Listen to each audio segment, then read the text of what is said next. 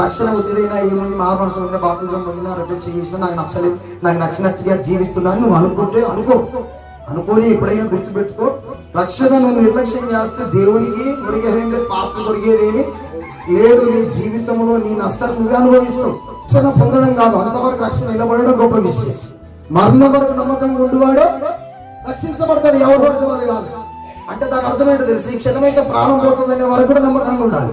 క్రైస్తత్వం అంటే అలా జీవితాలు ఏదో గాలిపోయిన భక్తులు చేసేది కాదు, గుర్తుపెట్టుకోండి. అందుకొరకే ఈ సంఘం, ఈ ఆరాధన, ఈ వాక్యం, ఈ పరిచయం అంతా కూడా మీరు స్టాండ్ నిలబడాలని దాని కొరకే బోధించి.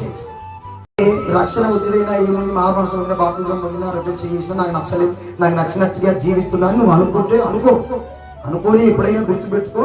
రక్షణ నువ్వు నిర్లక్ష్యం చేస్తే దేవునికి కొరిగేదేం లేదు, పాపం కొరిగేదేమి లేదు. నీ జీవితంలో నీ నష్టాన్ని నువ్వే అనుభవిస్తావు. రక్షణ పొందడం కాదు, అంతవరకు రక్షణ నిలబడడం గొప్ప విషయం.